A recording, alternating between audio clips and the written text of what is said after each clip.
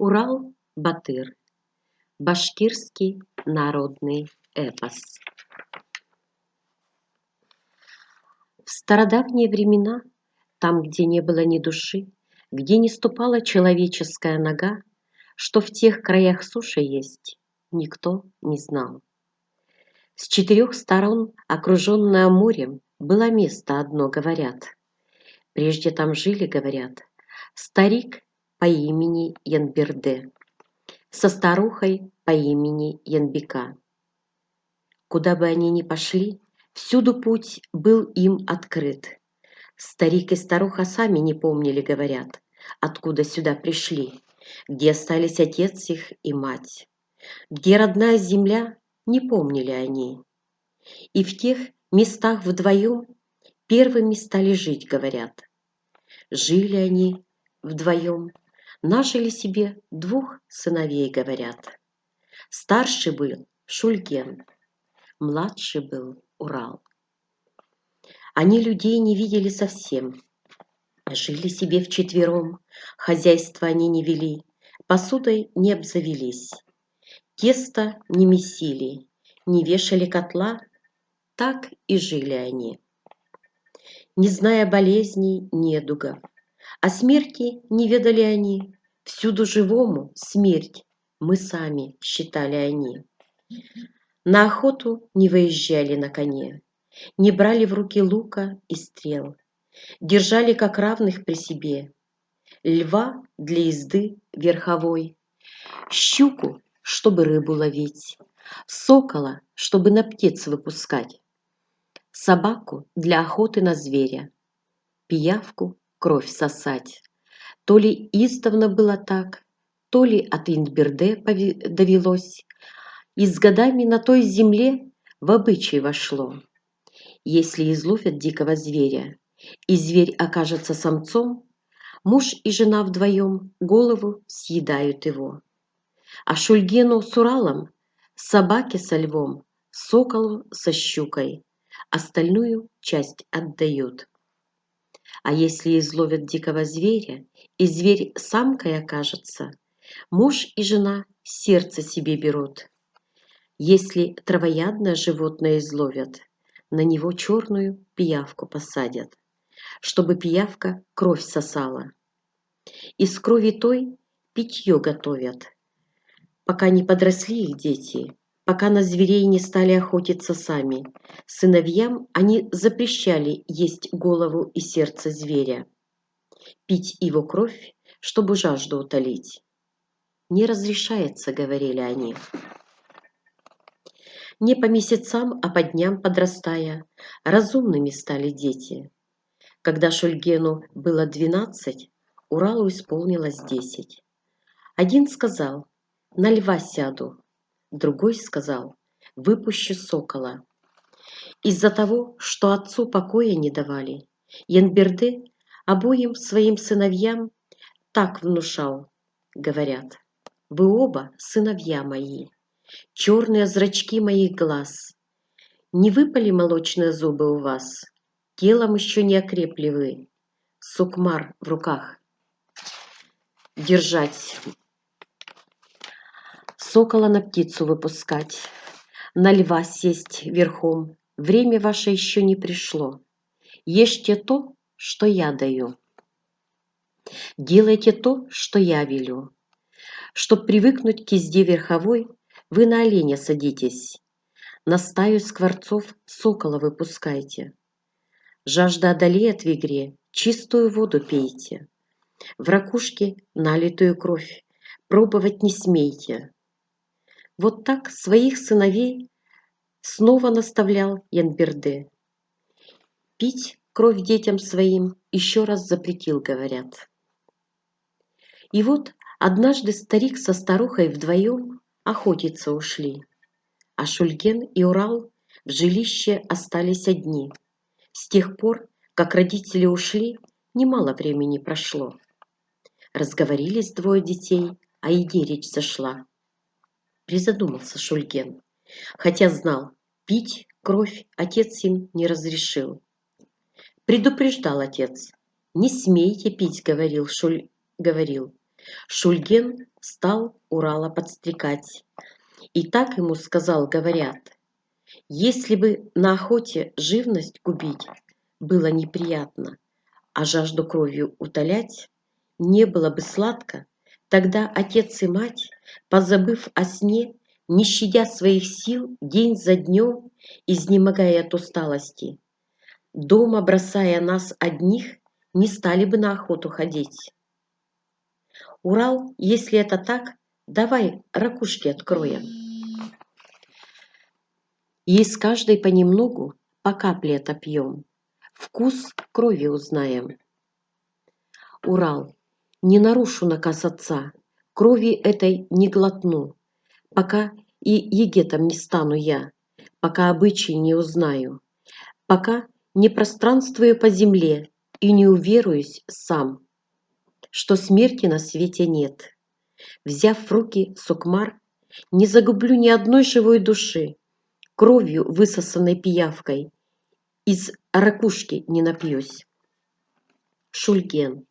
Смерть, что человека сильней, сюда не придет, не явится, нас не найдет. Отец о том уже нам сказал. Мы сами всего живому смерть, ведь он нас однажды предупредил. Что ж ты опасаешься теперь? Боишься крови испить? Урал. Быстрые и резвые, величавые и сильные, осторожные и терпеливые, чуткие и днем, и ночью, когда спят, львы, леопарды, олени, медведи и другие звери, разве они хуже нас? Если копыта о камень разобьют, если наколют лапу травой, никогда не захромают они. В летний зной одежды не снимают, в ледяную пургу шубы не надевают. Если бросаются на жертву, никогда не берут с собой сукмара. В отличие от нас, на коня не садились. В этом нужды не знали. Кречета на птицу не пускают.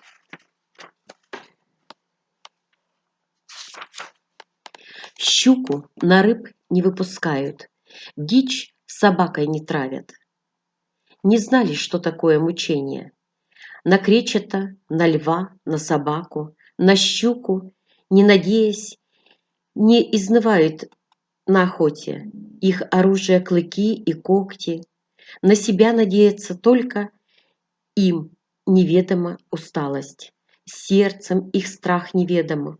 Живут себе, как леопарды, и львы, и тигры. Хоть они и такие смелые, хоть на всех ужас наводят, но если лапы им опутать и нож к горлу приставить, разве глаза их не прольют слезы? Разве сердце у них не забьется? Отец нам рассказывал о смерти, но ее мы ни разу не видели, и на нашей земле ее не было. Человек – это смерть лютая. Не так ли думают звери? На плотву щука охотится, сурок охотится на суслика, лисица на зайца охотится. Если всех так перебрать и поразмыслить, сильный для слабого разве не есть смерть? Испугавшийся этой смерти, рыб вглубь ныряющих, птиц, щебещущихся на скалах, улетающих в испуге, ставя селок, стреляя из лука. Мы ловим и головы их съедаем, разорвав грудь, их сердце съедаем, всех слабыми считаем, забавляемся на них, охотясь. Мы худшие из худших, обычай вели этот, смерть на земле посеяли. Не мы ли четверо в краях этих являемся такими? Что мы – смерть самая лютая, губящая все живое. Так все звери подумают о нас, смертью нас посчитают, если когти свои сокмаром сделают, сердце превратят в храброго сокола. Все вместе соберутся, кинутся на нас разом, и если на нас они бросятся, вот тогда смерть эта о которой Отец говорил нам, но которую мы еще не видели, не предстанет ли она перед нашими глазами?» Услыхав эти слова, призадумался Шульген, однако слова брата во внимание не принял. Из ракушек понемногу крови он отпил, говорят. И это Урал отцу не скажет. Слово с него взял, говорят. Добыв немного дичи с охоты, вернулись отец и мать, говорят. По обычаю все вместе сели за трапезу вчетвером. Всю дичь они разодрали, к еде приступили. Начался разговор между собой. Во время еды задумался Урал и так сказал. «Отец, вот этого зверя, хоть убегал он от тебя, скрывался, хоть изо всех сил спасался, ты не упустил, настиг все же». Нож вонзил ему в горло. «А нас вот так же кто-нибудь, придя сюда, не отыщет и ножом не пронзит?» Янберде, каждой живности, чей срок настал, мы становимся смертью. Куда б ни бежали звери, в какие бы скалах и чащобах ни таились, мы все же отыщем их. Нож в горло вонзим, чтобы поймать и съесть человека, чтобы нож вонзить в него. Такой души здесь еще не родилось. Смерть, способная погубить нас, здесь еще не появлялась. Раньше, там, где мы родились, на земле, где наши отцы жили, смерть, бывало, появлялась. Многие еще в юности умирали, падали. Когда пришел Див к нам, многих людей загубил он, сожрал их и ушел Див. Когда землю вода покрыла и суши совсем не стало, когда люди, сумевшие скрыться, те края покинули, не осталось там никого, кроме смерти. Ей нечего стало делать. О том, что кто-то из людей спастись может, видно, смерть и не подумала. Как мы с вашей матерью убежали, она и не заметила. А в этих краях людей не было. Нога человеческая не ступала здесь, потому смерть эти места разыскивать не стала. Когда мы пришли сюда, мало здесь было зверей, земля еще не просохла, были болота да мелкие озера. Урал, отец, если смерть поискать, можно ли найти ее? А если настигнуть ее и схватить, можно ли ее свалить ударом? Янберде, злодейка по имени Смерть, невидима для глаз. Незаметен ее приход. Такое это существо. На нее лишь управа одна. На земле падишаха дива.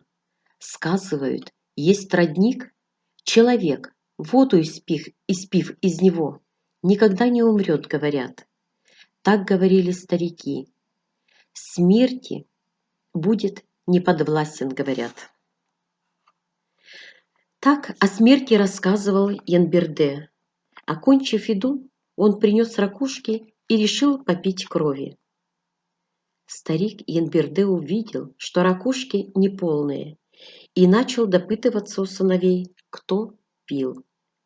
Шульген соврал ему, сказав, не пил никто. Старик Янберде схватил дубину и начал бить сыновей, то одного, то другого. Но и тогда Урал, пожалея брата, упорно молчал, а Шульген не выдержал, о своей вине рассказал. Когда старик Янберде опять начал бить Шульгена, Урал схватил отца за руку и сказал, так говорят. «Одумайся, мой отец, на дубину, что в твоей руке, внимательно посмотри. Эта дубина веткой была молодой, а теперь, очищенная от коры, вся пообилась на концах. Согнешь, с треском переломится она. Сухой палкой стала она, пока ты ее не срубил. Росла себе в лесу, колыхалась на легком ветру, трепетала своей листвой. Деревцем была она. Птицы с пчелами попеременно садились на деревце. Они, подобно нам, детям, были радостны. Птицы пели на нем, ветви выбирали себе, чтобы гнезда вить. Красивое было деревце. Словно младенец, сосущий грудь, корни свои распластав, оно высасывало влагу из земли. Когда ж от родительского корня оторвав, от сучьев и веток очистили его, стало как каменным твой молоток, как сокол, что пускают на птиц, как щука, что ловит рыб, как пиявка, что кровь сосет, как собака, с которой охотятся на дичь. Разве не стало дубинкой оно? Утирая пот со лба, многие годы ты прожил на земле. Ты не нашел злодейки по имени Смерть. Как она выглядит, не знал. Сердцем не почувствовал ее. Если еще раз ударишь свое дитя, не значит ли, что ты готов в собственном доме своем, на собственных детях своих показать, как приходит смерть от сильного к слабому, от отца к детям его? Если сегодня брата убьешь, если завтра меня убьешь, после смерти детей ты тогда останешься один.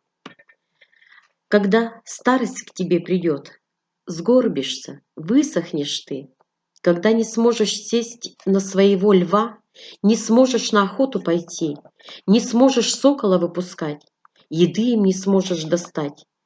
И лев твой, и собака твоя, и сокол, и пиявки твои все станут голодать. Кровью нальются их глаза. Когда, изголодавшись, твой лев разъярится на привязи своей, в ярости бросится на тебя и согнет тебя пополам, да на куски тебя разорвет. Что станет с тобой тогда? Ты самую злую смерть встретить в своем жилье. Не придется ли тебе, мой отец? Услышав это, старик Янберде перестал бить Шульгена. Потом подумал: смерть может явиться и незримо. Наверное, это она пришла и искушает меня. Не может быть, чтобы никто не повстречал эту смерть. Надо позвать и расспросить зверей и птиц. И, говорят, созвал их всех. Урал, общаясь к собравшимся птицам и зверям, говорят, так сказал: обличье злодейки по имени Смерть попробуем все перебрать, чтобы сильный слабого пожирал. Отвергнем обычай такой. Вот хотя бы нас всех перебрать, на каждый род посмотреть. Все мы знаем тех, кто крови не пьют, мясо не едят, никого не заставляют слезы лить. Одни из них корни едят, другие травы едят. Так вот, они и живут хищникам в добычу. Детенышей своих растят, со смертью знакомы они. Ни одни из тех, кто кровь сосет, мясо ест, другом не станет им. Покончим со злодейством на земле. Смерть, что останется одна, отыщем все вместе и убьем. Хищники с тем, что он сказал, и вместе с ним Шульген не согласились. Говорят, разные речи вели, говорят. Ворон вышел вперед и, говорят, так сказал: разыскивать смерть я не побоюсь, но схватить и выдать ее я никогда не соглашусь. Хоть я и стар, но от дела такого я уклоняюсь. Вдобавок еще так скажу: если сильный за слабыми охотиться перестанет, если матерью рожденный ни один не будет умирать, Если деревья и травы на земле изменят природе своей, когда настанет срок, и осенние заморозки падут, зелень не сбросит свою, какая нам польза от того? Если звери, подобные зайцу, в год 2-3 раза будут плодиться и, питаясь по ночам, всю зелень будут поедать, а звери другие будут метаться и пищи себе не отыщут. Если целые стаи пернатых лебедей, гуси и утки будут купаться, плескаться, водную гладь покроют, если реки течь перестанут, решив, что жизнь их впустую проходит и берега размываются понапрасну. Если, решив, что на земле такие порядки будут, птицы пить и плескаться не будут давать нам покоя. Если, решив, что такое порядки, родники бить перестанут, и если на земле воды протухнут, что же тогда нам делать? Где добывать еду будем? Откуда воду пить будем? Головой рискуя, вступая в битву, часто старался я понапрасну. Хоть видел нужду я и голод, хоть перенес много страданий, но не смогу жить на свете, если крови не попью. Не поем мяса, если жира из глазниц падали, раз в 3 дня не поклюю. Поэтому идти на поиски смерти не могу, обещать я. Сорока. Если кто-то смерти боится, будет путь искать к спасению. Коль захочет потомство продолжить, будет бродить в поисках удобного места, так она выразила свои мысли. То, что сказали ворон и сорока, и тигру, и леопарду, и льву, и волку с барсом, и всем когтистым птицам, и хваткой рыбе щуке, всем хищникам понравилось. А травоядное животное, журавли, утки, дикие гуси, тетерева, куропатки и перепелки задумали все вместе птенцов выводить. И пока птенцы птицами не станут и сами летать не смогут, чаще лесные искать решили. Пока не пройдет лето, накапливать жир на просторе решили. Дикие козы, олени и бурочукие зайцы, гордясь своими ногами, ни слова не сказали. Жаворонки, скворцы и сойки, галки, воробьи, вороны, поскольку питались чем попало, молвить слово постеснялись. Гнезда у меня нет», — сказала тогда кукушка. «Заботы о твоих детях не знаю. Для кого дети, их печень. Кто за детей душой болеет?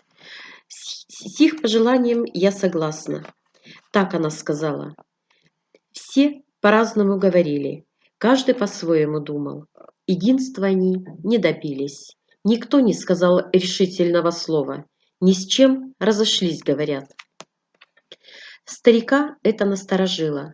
Выходить один на охоту он с той поры не решался. Как-то однажды все вчетвером на охоту ушли, говорят. Много дорог прошли, говорят, много добычи взяв. Радостные с охоты вернулись, говорят. Среди птиц на охоте пойманных и связанных за лапки была одна лебедь белая. Когда ноги опутали ей, и старик нож наточил, чтоб голову ей отсечь, кровавыми глазами заплакала, говорят. Свое горе высказала, говорят. Полетела я в мир повидать. Неземная птица я, у меня есть своя страна. Я не безродная сирота. Когда на земле не было никого, никто по ней еще не ступал, мой отец пару себе искал. Но на земле никого не нашел. Выбрал же из другого рода, равную себе не смог. Полетел в небо любимую искать. Загляделся на солнце и луну. Любимую себе выбирал. Подсматривал солнце и луну. Он обоих приворожил. Всем птицам он был главой. Отец мой по имени Самрао. 2 детей у него родилось. И дети, и он сам не знали болезней никаких. Никто из них не умирал. И поныне мой отец, падишах, вы отпустите меня.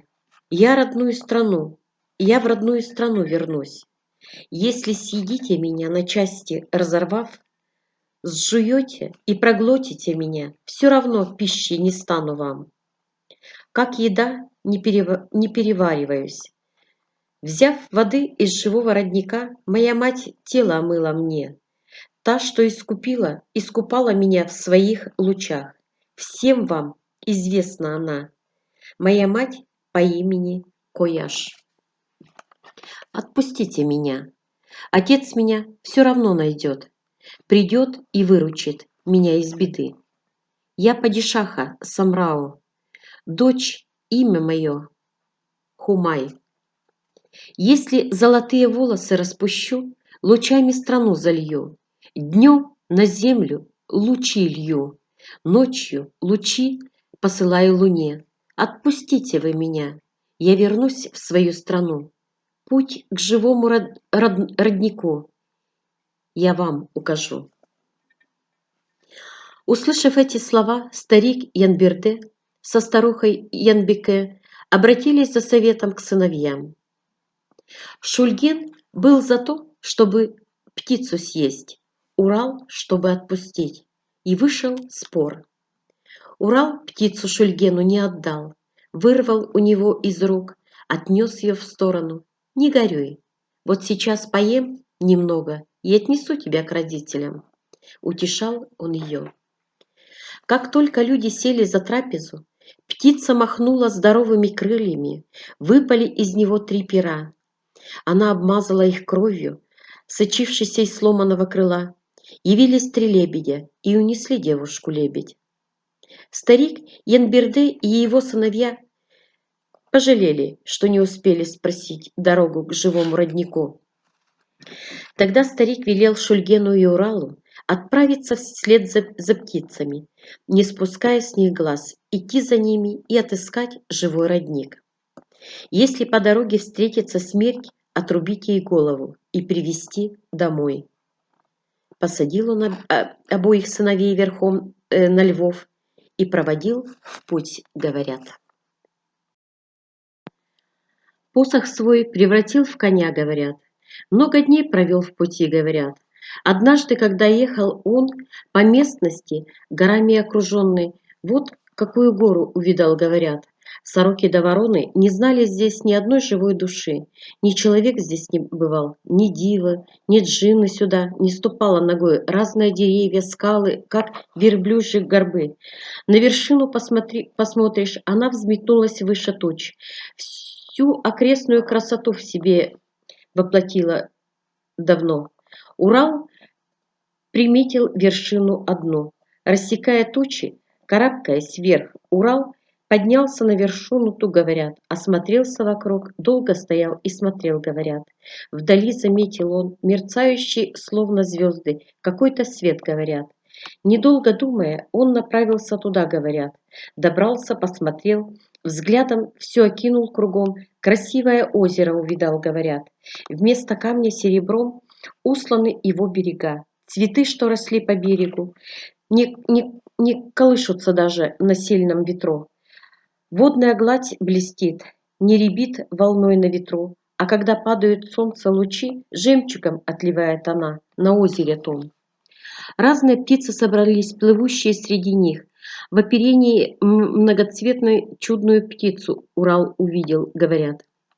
Незаметно к месту тому, где птица плыла, приблизился, говорят, присмотрелся к ней, посохом своим заворожил. Видно, это птица, о которой говорит Хумай. Сразу же подумал Урал. Птица Урала, не страшась, и не думала улетать. К нему ближе подплыла, говорят. Не зная обычаев, Урал кинулся птицу ловить. Птица в страхе рванулась от Урала, стремясь улететь. Но Урал ее схватил, когда он ее руки взял. Птица подумала, что ее настиг враг. Опечалилась она к Уралу, выходящему на берег, держащему птицу в руках, думающему, что цели своей достиг. Птица обратилась тогда. «О, мой егет, постой, скажи правду мне. Див ли ты, джин ли ты? Открой, что задумал». Услыхал эти слова, тому, что птица заговорила, как человек. Подивился Урал, говорит, немного пройдя вместе одном. На лужайке возле родника Урал стал расспрашивать ее. Если птица она, то какая? Если человек, то она, то кто она? Подумала птица немного, пробормотала что-то про себя. На Урала пристально взглянула. Закрой глаза, не смотри, отстрани руки от крыльев с моих и не держи меня, сказала. Призадумался Урал. Если птица улетит за ней, соколом став в погоню пустись. Если в воду нырнет, за ней в щуку превратившись нырни. Дал знак он посоху своему, а сам сделал так, как птица просила его. Немного погодя она, открой же глаза, мой егет. Расскажи мне, задумал, что сказала. Урал на птицу взглянул, перед ним смуглая красавица, брови в разлет, ямочки у нее на щеках, в самом центре левой щеки, черная родинка, словно зрачок, густыми завитками. По обе стороны ее щек, колыхаясь, как цветок на ветру, струится, украшая ее длинные волосы, локонами не спадая. Сквозь длинные ресницы улыбаются черные глаза, играют ямочки на щеках, улыбается всем светлым лицом, трепетно вздымающимся грудь, приблизив к Уралу. Так заговорила она. «Ах, егет мой, как очутился ты здесь? Какая беда заставила тебя сюда прибыть? Ах, мой егет, знаешь же, в улыбке моего лица, в том, что высказать хочу, одно желание, тайну открыть, мой егет. Не встречала ли ты не встречала до этой поры такого егета, как ты. И эти места, куда и диву не прийти. Не думала, что явишься ты. В воде рыбой плыть, в небе звездой гореть, силой обладала я. Все дороги были открыты мне. Но при виде тебя мысли мои развеялись, как тучи на ветру. Дороги, по которым скрыться могла, исчезли, как оборвавшаяся тропа на бегу. Исчезли для меня, потерялись совсем. Когда-то я девушкой была, в ласке в неге росла. Но Див похитил меня, насильно замуж отдал. Жених мой был мужественный егет, но недолго прожил со мной. Неожиданно исчез, закралась в сердце моя печаль. От дивов я сумела убежать, но не вернулась к отцу. Побоялась, что враг нападет на родную землю мою, чтобы див меня не нашел, чтобы новое горе мне не принес. Птицей обернулась я, какой нигде в мире нет, какой человек не видал. Прилетела к этому озеру, опустилась здесь. Ни один человек это озеро не найдет, ничья нога не ступит сюда. Услыхав эти слова, тайну девушки узнав, Урал тоже поведал ей думу свою, только утаил, что птицу ищет для девушки одной. Подумал он про себя, видимо, незадачлив мой путь, птицу, которую ищу и на этом озере не нашел. Призадумался Урал, сказал, что хочет он отправиться в путь, цели своей достичь, девушке Хумай помочь. Выслушав Урала, девушка тоже заговорила. Выслушав же слово мое, «Егет, ты видел ясное мое лицо, имя мое Айхылу. Есть отец у меня, владыка страны, моя мать небесная луна. Есть у меня конь, Сарысай, которого возлюбленному я дам. Воды захочешь, достанет воды. В бою соратником будет тебе. Выслушай меня, егет, прислушайся к слову моему. Ту птицу, что ищешь ты, не найдешь в этих краях. Во многих странах побывал мой отец, небесные просторы облетел, многие земли знает он, и всех птиц видел он. Поедем в наши края, спросим отца обо всем. Желанную птицу твою он отыщет для тебя. Если меня от дива защитишь, все, что пожелаешь, даст тебе отец. Если наша страна придет тебе по душе, если меня равной себе сочтешь, идем, аида к нам, останемся вдвоем, вместе мы будем жить. Урал. Ах, красавица, красавица, дар твой я не приму, не пойду в твою страну, если и вправду птица ты, а в девушку обернулась нарочно, то тебя я возьму с собой, в известный мне дворец, тебя я отвезу. Прибыв туда, расскажешь обо всем, выскажешь желание свое, захочешь птицей станешь, захочешь девушкой станешь. Если кто по тебе будет ухаживать, не даст того, что пожелаешь ты, за тебя заступлюсь, помогу, в твою страну отвезу. Так сказал и Урал, говорит. И девушка согласилась, говорят. О том, что добрый Урал по этим словам узнала, говорят. Девушка птичье одеяние снова надела. С Уралом в путь собралась, говорят. Они на посох сели верхом, отправились в путь. Через горы перелетели они. В мгновение одно. Долетели до дворца. Вышли девушки навстречу им. Птицу радостно обнимали все. «Айхылу», — говорили они. Урал, такой увидав, сильно удивился тому. Айхылу, скинув птичий наряд, отдала девушке одной. Сказала Уралу так: «Егет, пойдем со мной. Дворец, в котором вернулся ты, и тот дворец, куда стремилась я, оказался одним и тем же дворцом. Еще больше прежнего изумился Урал, говорят. Хотя и изумился. Птицу Хумай взял, говорят. Тогда птица молвила, говорят. Ай да егет, егет мой, батыром оказался ты, птицу желанную мою от дивов ты освободил. После этого Урал рассказал ей обо всем. В озере том, где жила она, я дивов не видел. В пути дороги трудностей не испытал. Как ты узнала, что было там? Как узнала, что она в птичьем облике таилась? Тогда скажи, когда сказала мне, ищи, спросил ее Урал. Хумай спросила у Айхылу, не скрывая удивления своего. Как же не заметил того, как же Див не заметил того, что ты сбежал от него? Тут Айхылу поняла, говорят, что и сестра ее ни о чем не знает и заблуждается, говорят. О том, как от дивов убежала и на озере скрывалась потом, как на озере том ее Урал отыскал. Обо всем по порядку рассказала она и о том, что во дворце отца об этом никто не знал. Услыхав все это, Хумай не стала перед Уралом таить, что она и есть Хумай, и что Урала знает хорошо. Призналась ему во всем. Тут Хумай своего отца, падишаха неба Самрау, позвала в комнаты к себе. Самрау к ней пришел. С Айхылу поздоровался он. Со слезами на глазах расспросил ее обо всем. Айхылу, отцу своему не таясь, рассказала все об Урале и познакомила с ним. Самрау выслушал ее, обо всем узнал, понял все, высказал мнение свое. Высказал напрямик и двум дочерям, и Уралу, и возвращение Айхылу о том, что бежала от дивов она. «Не рассказывайте никому, втайне держите пока». Такие слова сказала. «Если узнает Див, войной против нас пойдет. Захватит он нашу страну». Устала от скитаний Айхылу. Много горя она перенесла. По матери истосковалась она. Пусть отправится в гости к луне. Отдых в уединении найдет. Позовем ее, когда будет нужна. Так сказал Самрау, говорит, и с решением отца согласились дочери, говорят. Айхлу отдохнула во дворце,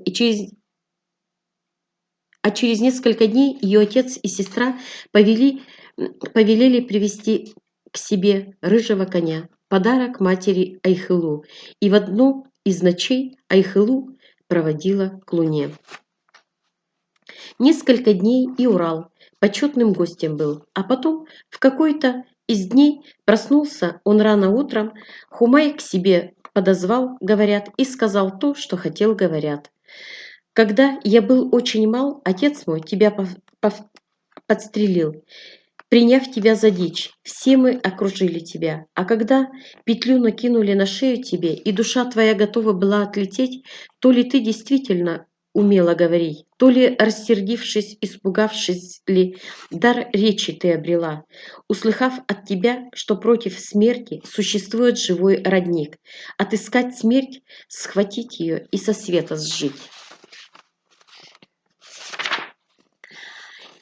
Из родника воду достать, чтобы вечной была жизнь, земле эту воду добыть, задумались мы с братом, и в путь отправились вдвоем. Немало прошли, узнали тайну двух дорог. Каждый из нас выбрал себе путь. О том, что нас в дороге ждет, узнали мы, расспросив у людей. Брат мой налево пошел, я направо повернул. Там мы и разошлись. Я по свету странствовал много лет, помня то, что сказала ты. Направился в вашу страну, без раздумий отправился в путь. Не проехать мимо твоей страны и перед твоим дворцом. Льва твоего привязал, когда вошел в твой дворец, когда поделился думой своей, когда поговорили мы с тобой. Поручила ты мне разыскать самое дорогое, свою сестру. Награду обещала мне, когда ты сказала сама, что подскажешь мне, какими путями избавиться от смерти, которую я ищу. Красавица, слово теперь за тобой. Скажи свое последнее слово, я жду. Выслушав тебя, продолжу свой путь. Хумай Уралу вняла. К отцу моему отправились, говорят, не скрываясь, не таясь обо всем, рассказала по порядку, говорят. А отец ей ответил, если любишь его, пойдешь за него, Бузата ему отдашь. В этом светлом мире, дитя, весело, счастливо проживешь. Батыру, что будет, как Урал, матерью станешь, дитя мое. Ради Урал-Батыра Шульгена освободи, созови всех людей, для храброго Батыра пир устрой. Пусть никто не останется в стороне, собрав всех угости. Выслушал Иллахумай слова отца, его мысли поняла. Шульгена выпустила она, собрала весь народ, щедро угостила всех, что Урал любит ее. Хумай еще не была уверена и не знала, что у него на уме, потому отдать ему Акбузата Хумай поначалу воздержалась. Когда Шульген и Урал, друг друга отыскав, нежданно встретились вновь, радость оба брата не смогли скрыть, говорят. О том, что видел в пути, обо всем, что видел в пути Урал, решил рассказать. И по порядку рассказал. Шульген сидел и слушал его, думал про себя. Если прославится Урал, вернется со славой к отцу, будет возвеличен, как Батыр, во всех делах верх возьмет. Никто и слушать не станет меня. Так, завидуя, прикидывал он. Поэтому перед Уралом ни одной своей тайны не раскрыл. О том, что у Азраки побывал, затем явился сюда, ничего о том не сказал. Замыслил он брата убить, славу у Батыра отнять, овладеть красавицей Хумай, на Акбузата сесть верхом, вооружившись булатным мечом. Славу себе добыть на то, что злой был Шульген, хмурый ходил всегда, вынашивая коварные замыслы. Урал внимания не обратил, не знал, что недобро задумал он, решил, это потому, что он долго в заточении был, вот ему и не по себе. Однажды увидел Урала, что Шульген встал рано утром и насупивший сидит. Этому, говорит, удивилась и Хумай. Мужчину Батыра не только лев, но и суровости жизни будут сопровождать как верховые, друг с друга не спуская глаз, неотступно как тень, следуя друг за другом, то с одним, то с другим повстречается он. Но нет силы такой, которую не одолеет Батыр. Мужчина, назвавший себя Батыром, уступит ли дорогу злу? Против огня он станет водой, против врага станет горой. Не ради себя, ради других, из трудностей выход найдет. От Батыра не отвернется народ. Батыр никогда не пожалуется на судьбу, не поскупится на добро. В битве он неутомим. Без лестницы поднимется в небеса, землю откроет без ключа. Будет ему водою питье, что добрый подаст, будет ему кровью питье, что недобрый подаст. Так утешал Шульгена Урал. Хумай же была сомнений полна, не в силах всегда понять. К обоим братьям присматривалась она. То с одним, то с другим. Хумай поочередно поговорит о всех делах и помыслах их. Пытливо расспрашивала Хумай. Хумай Урала, узнав, что он батыр, понял, что он добрый. Всей душой привязалась к нему Урала Шульгену, предпочла. От того, что Шульген мрачный ходил, от того, что подозревала недоброе, тревожилась она. Когда два брата беседу вели, мыслями делилась между собой. Когда у Шульгена сидели они, видя хмурое его лицо, насторожилась Хумай. Когда Урал ложился спать, мог он проспать 5 дней подряд.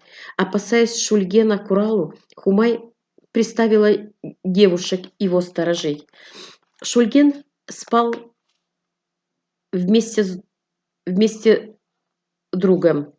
Вместе с другом в отдельном жилье.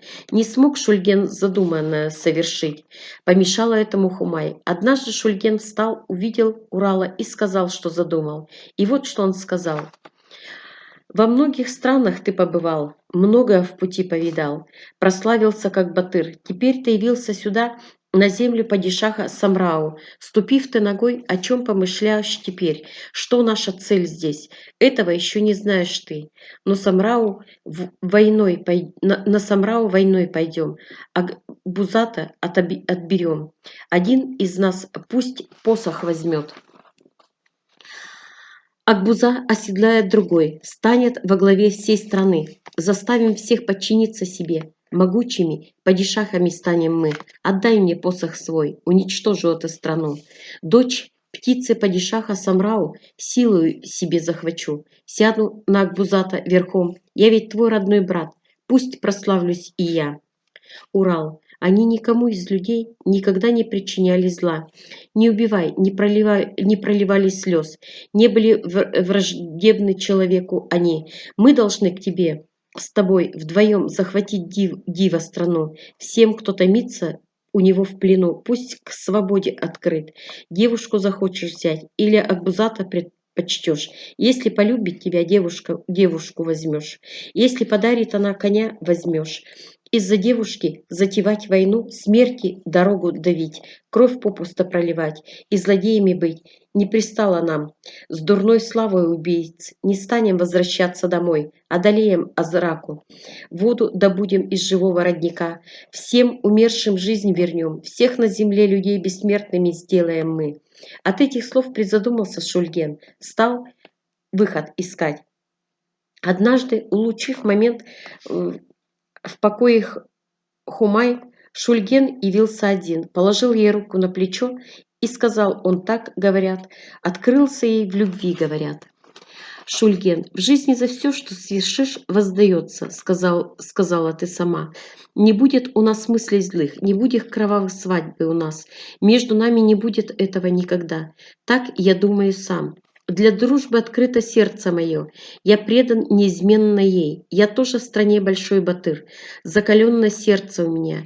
Если выслушаешь, выскажусь я, тайну открою свою. Не перебивая твою речь, твоего ответа буду ждать. Если не внемлешь слову моему, ясного ответа не дашь, я задуманное совершу, своей дорогою пойду. Как только прибыл я во дворец и тебя увидел, сердце мое пленила ты.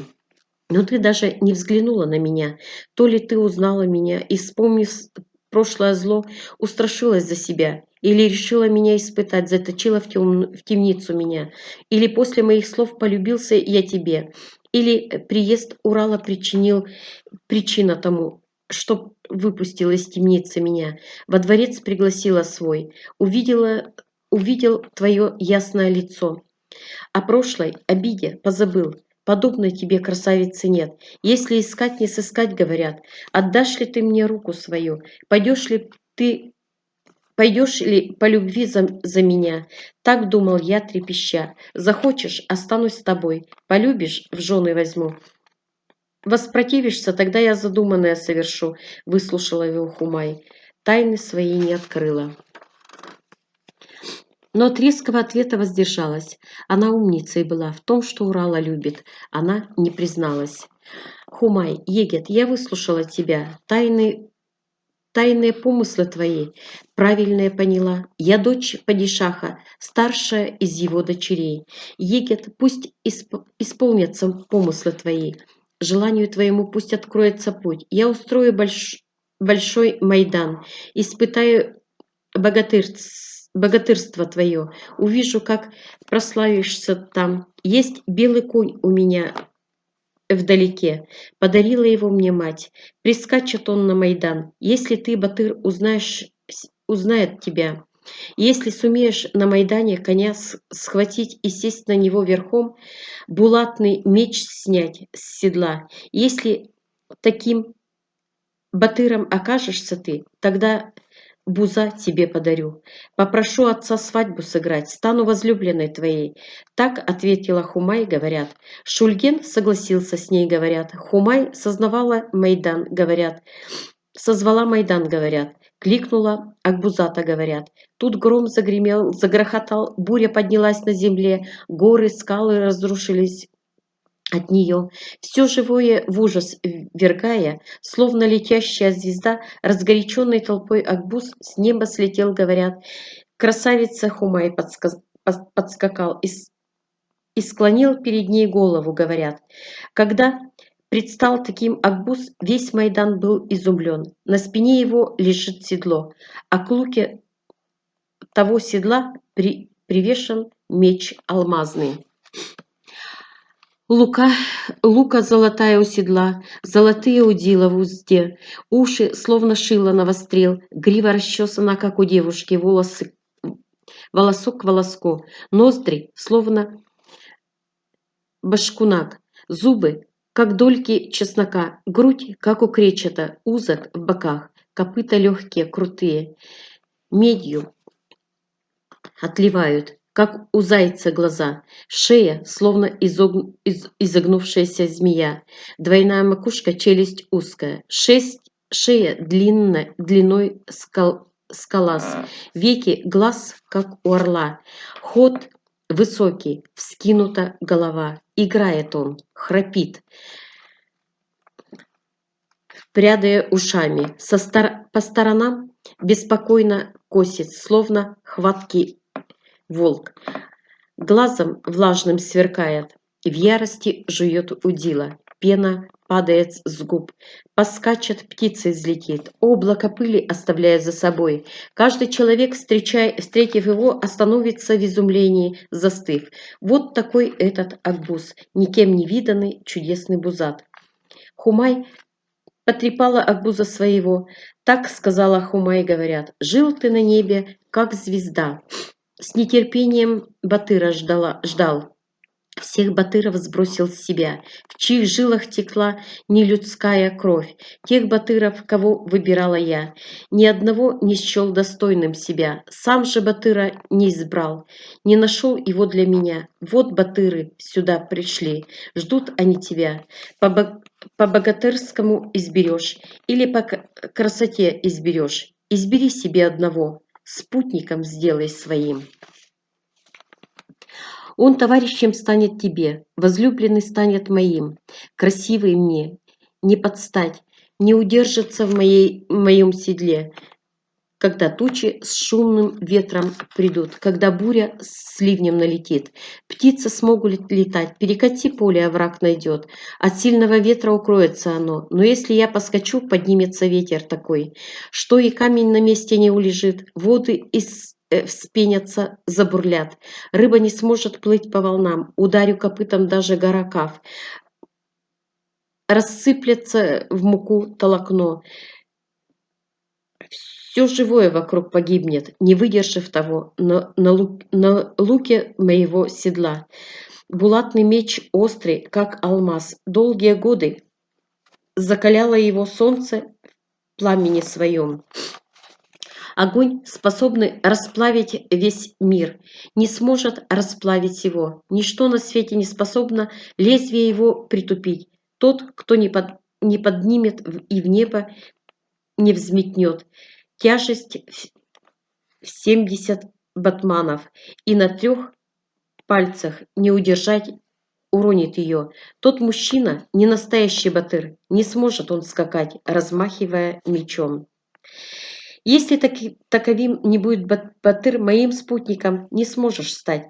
Тогда, когда я поскочу, тот Батыр не удержится на мне. Кто жаждет Батыром стать, кто хочет меня получить, пусть вот так силу испытает свою, и столько потом на меня осмелится сесть. Услыхав, что сказал Акбуз, люди поняли все. К подножью горы направились они. Тяжестью в 70 батманов, огромный камень отыскав, решили с места сдвинуть его. Собрались там все птицы. Месяц толкали его, говорят, год толкали его, говорят. Камень не сдвинулся с места. Сил не хватило у них. Посмотрела на Шульгена Хумай и кивнула ему. «Подними и забрось». Подошел к камню Шульген, ощупал его со всех сторон, выворотить его хотел.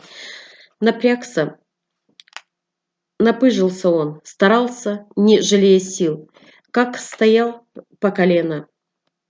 В землю ушел Шульген, говорят. Месяц возился Шульген, говорят. Год возился Шульген, говорят. Камень не сдвинулся с места. Шульген устал, еле уже дышал. Не смог он камень поднять и отошел. На Урала взглянула Хумай. Сказала: «Попробуй, подними». Урал подошел к камню, говорят. То, что опозорился брат, очень рассердило Урала, говорят. Ударил кулаком по камню, говорят. Камень покатился по земле, говорят. Потом взял в руку его, бросил камень в небеса. Камень стрелой полетел, говорят, и скрылся из глаз. Все в небо смотрели, говорят, ждали, когда камень назад упадет, говорят.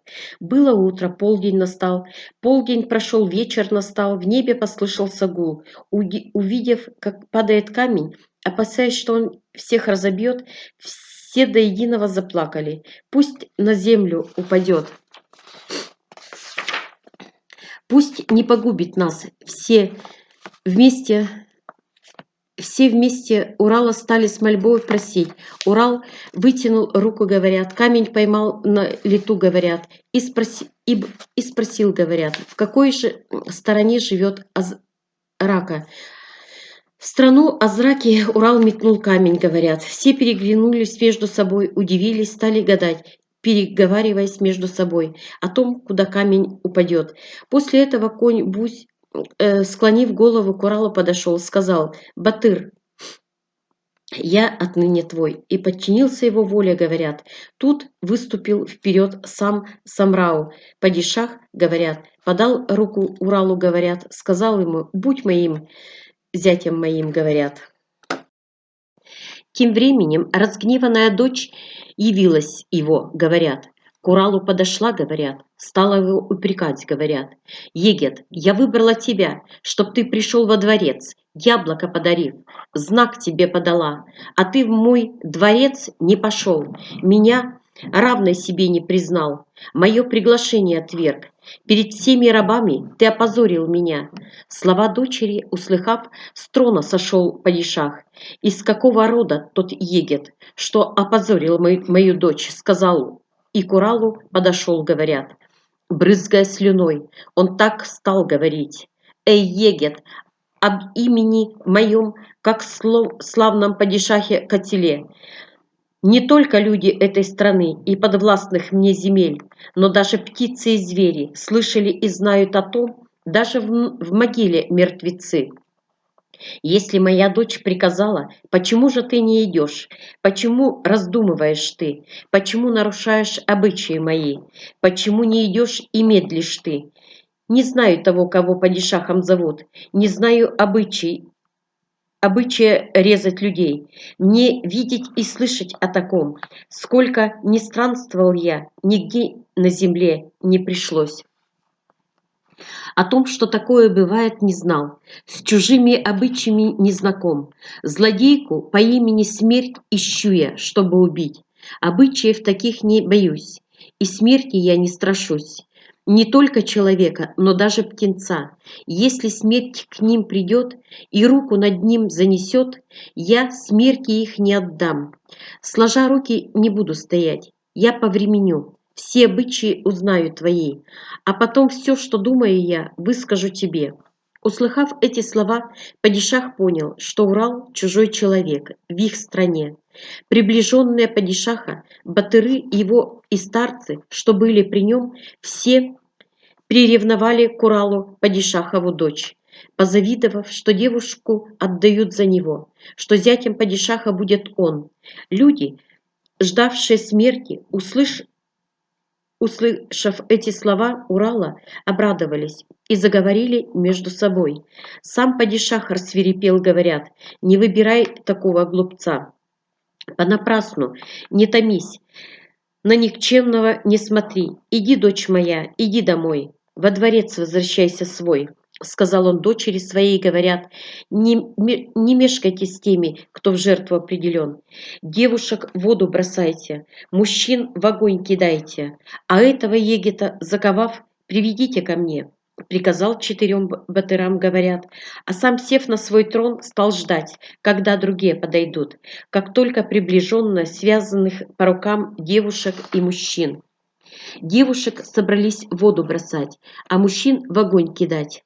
Как только двинулись они, и люди стали плакать и стенать, Урал вырвался вперед, говорят, и такие слова сказал, говорят: «Я отправился для того, чтобы невидимую смерть сразить, от кровожадного падишаха, от людоеда дива, всех людей освободить, из живого родника воду взять и мертвых воскресить. Вот для этого я батырем родился». Видя, как стенает народ, как на глазах у него берущая души злая смерть руку накладывает на людей, батыр, готовый сразиться со смертью, будет ли безучастно стоять, уступит ли злодеям путь, устрашится ли их батыр? «Приближенные, убирайтесь!» — закричал великий падишах с носилок сайи. «Развяжите руки рабам, развяжите руки девушкам!» Услыхав это, котел весь напыжился, побагровел, как бы желая из кожи вон лезть, кричать и ругаться стал, обратился к батырам своим: «Если смерть ищет он, если жаждет крови он, покажите ему смерть, пусть запомнит мою страну». Придя в ярость, царь грозно так приказал, говорят, словно медведи косматые, словно огромные дивы. 4 батыра явились, говорят: «Будешь биться или бороться? Выбирай», — сказали они, говорят, «не погибли бы сами». Подумайте сначала о том, посильнее самих себя, найдите какое-нибудь животное. Тогда Урал так сказал. Те захохотали, говорят: «Ох, хо-хо, какой ты, оказывается, батыр». Так падишах и все остальные издевались над ним, говорят. В гневе падишах катил, не знал, что и сказать. Не раздумывая, он повелел: «Если крови жаждет он, если жить надоело ему, быка приведите сюда, который поддерживает мой дворец, сделает то, что надо бык. А вы, батыры, подождите пока». Услыхав эти слова, все люди перепугались, говорят. Урала пожалели они. Пропадет егет, думал. Слезы проливали, говорят. Дочь падишаха пришла, стала отца умолять: «Отец мой, остановись, понапрасну его не губи. Ты поклялся сам, выбери себе жениха, ты сказал. Слово мне дал. Этого егета выбрала я. Он мой жених, подумала я.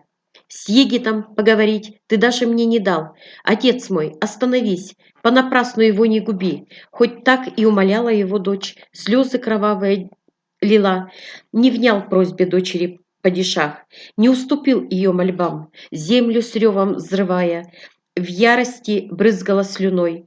Подбежал бык, огромный, как гора, говорят. Остановился перед Уралом он, постоял, посмотрел на него. «Егет, я на землю не брошу тебя, пока сам не сгинешь и не превратишься в пыль, пока ветром не развеет твой прах. Я буду тебя на рогах своих сушить». Так сказал Уралу бык, говорят. «И я тоже, бык, тебя постараюсь не погубить, не стану силы тратить себя изводить, не стану возиться с тобой, что сильней человека нет на свете никого. Придется тебе признать, не только ты сам, но и племя твое станет человеку рабом. От этих слов бык ринулся на Урала, рассвирепев. Урала он решил на рога свои поднять. А Урал-батыр быка схватил за рога, говорят. Бык тоже старался его поддеть, говорят. Хоть и надеялся на свои рога, из рук Урала вырваться не смог. По колено в землю ушел, говорят. От натуги большой из пасти быка. Черная кровь потекла, говорят. Верхний зуб выпал, говорят. Бык обессилел, говорят. Запыхался, изнемог, говорят. Увидел это и катил. И его приближенные и другие все растерялись, говорят. Быка Урала не стал губить. Хоть и надеялся на свои рога, из рук Урала вырваться не смог. По колено в землю ушел, говорят. От натуги большой из пасти быка черная кровь потекла, говорят. Верхний зуб выпал, говорят. Бык обессилел, говорят. Запыхался, изнемог, говорят. Увидел это и катил. И его приближенные другие все растерялись, говорят. Быка Урал не стал губить. Вытащил увязшего быка с земли, на ноги поставил, говорят. У быка 4 копыта, треснули пополам, в трещины набился песок, кровью обильно залился, говорят. Урал, рога твои, что держал я в руках, согнутыми останутся навсегда, в щербатой пасти твоей. Верхний зуб не вырастет никогда, раздвоенные копыта твои не сомкнутся никогда. Не только ты сам, но и потомство твое. Такими останется навек. Силу человека ты испытал, слабость свою ты узнал. Человеку рогами не грози, не надейся его одолеть. От слов этих бык испугался, говорят. И приближенные, и падишах были изумлены, говорят. Падишах виду не подал. Накиньте все вместе на него, своим 4 батырям кивнул. Батыры к Уралу подошли, говорят. Если умрешь ты на своих руках, в какую сторону бросить твое тело? Если останешься в живых, в какую сторону забросить тебя? Сказал так Уралу. Слово Алыпов один батыр. Не устрашился Урал. Против батыров 4 один вышел вперед. Все 4 подойдите ко мне. Батыра, разыскивающего смерть, силу на себя испытайте вы. Если я умру на ваших руках, то тело мое отдайте льву. А если хватит сил бросить меня, то забросьте в живой родник.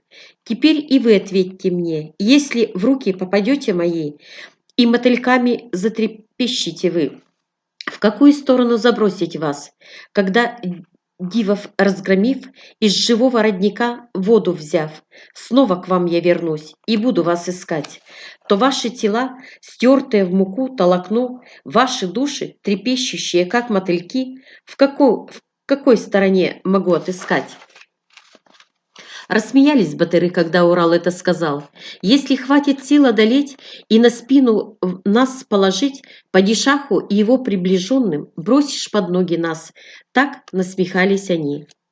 Потом все вместе вчетвером с Уралом, сцепившись, говорят, начали, говорят, схватку они. Урал схватил одного, падишаху под ноги швырнул. Остальные же 3 в сторону приближенных швырнул. Казалось, земля затряслась, и приближенные, и сам падишах, и все 4 богатыря в муку толокно превратились, говорят. С глаз исчезли, говорят.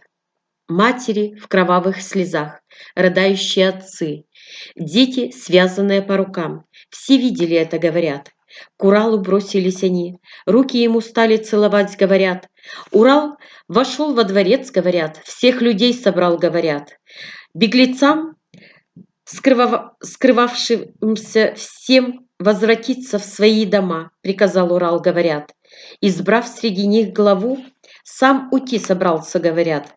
Народ устроил иным.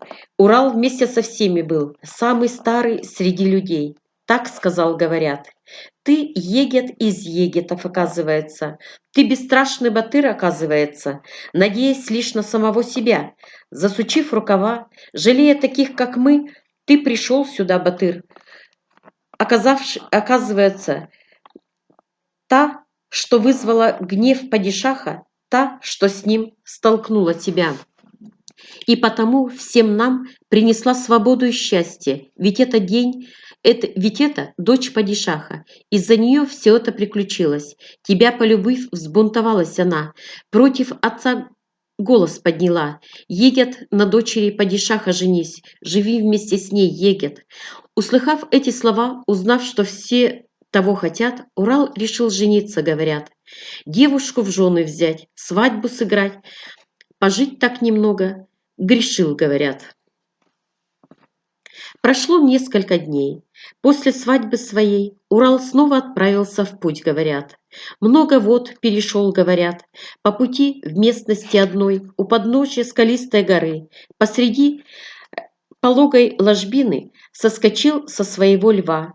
Прилег он отдохнуть. Шипение змеи вдруг послышалось ему. Урал с места вскочил, огляделся по сторонам. Недалеко, рядом совсем змей возле куста. Если прикинуть в толщину, он такой, что заслонит собой льва. Если измерить его длину, мало и 100 шагов. Огромный этот змей. Выполз из кустов, схватил оленя одного. Борются они, говорят. Бьются они, говорят. Не вынес, в конце концов, против змея. Не устоял. Задохнулся олень, упал. И тут же оленя за хребет пастью ухватил змей, говорят. Урал к ним подбежал, змей бил хвостом, ломая деревья, говорят, чтобы и Урала проглотить. Хвостом ударил его, говорят. Урал змея скрутил, схватил его за хвост, говорят. Оленя отпустил, змею он приказал.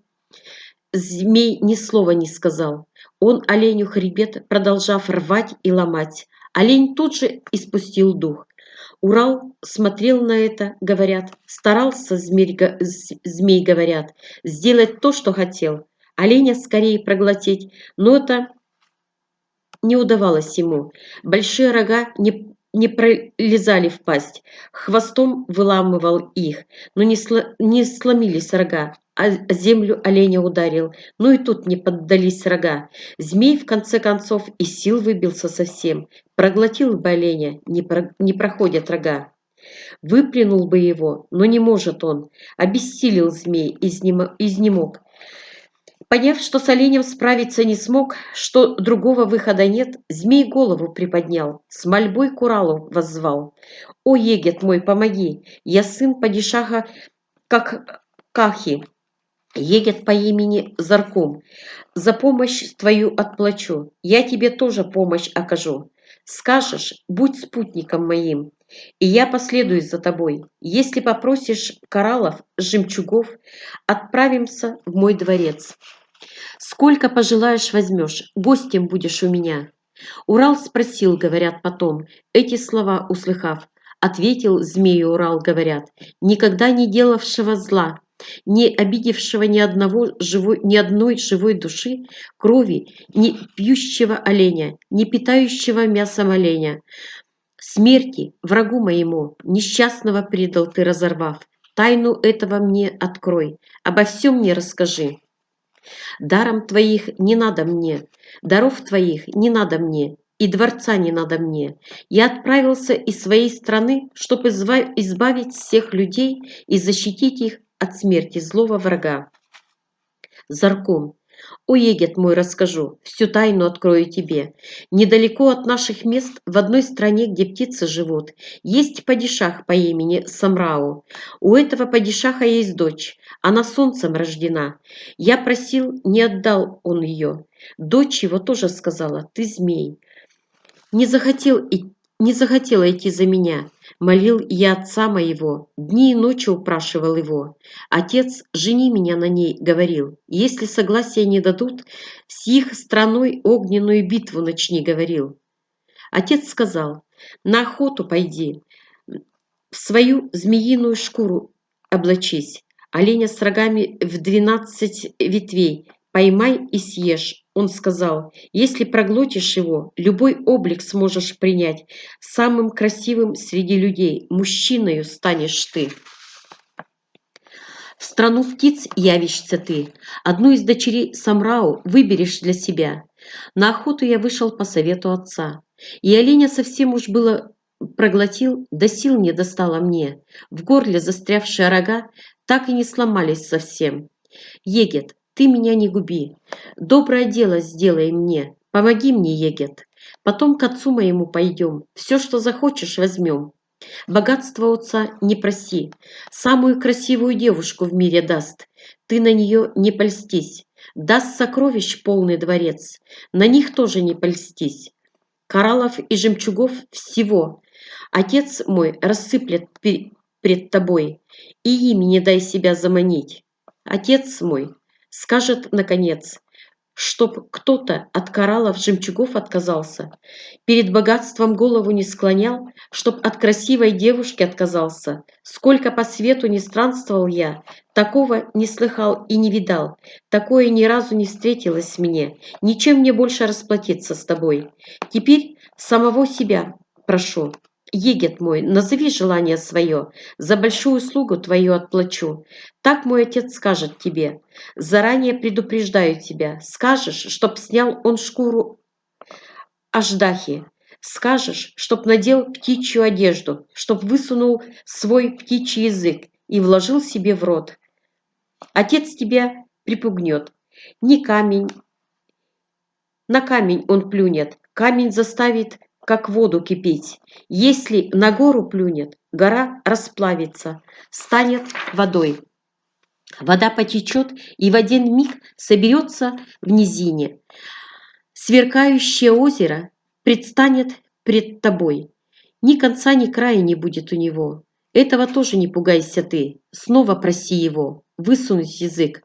Когда поцелуешь моего отца в язык, сердцем оттает, смягчится он. Что же ты просишь награду? Он спросит тебя. У падишаха в большой стране за доброе дело добрым платят. Это знаешь ты. То, что любишь сам, ты и отдай мне, скажи ему. Тогда отец что-то даст. Если посох с набалдашником в жемчугах даст свой, его и возьми. Этого посоха секрет вот в чем. С ним не утонешь, оказавшись в воде. Не сгоришь, если в огонь попадешь. Если захочешь невидимым стать, ни одна душа не увидит тебя.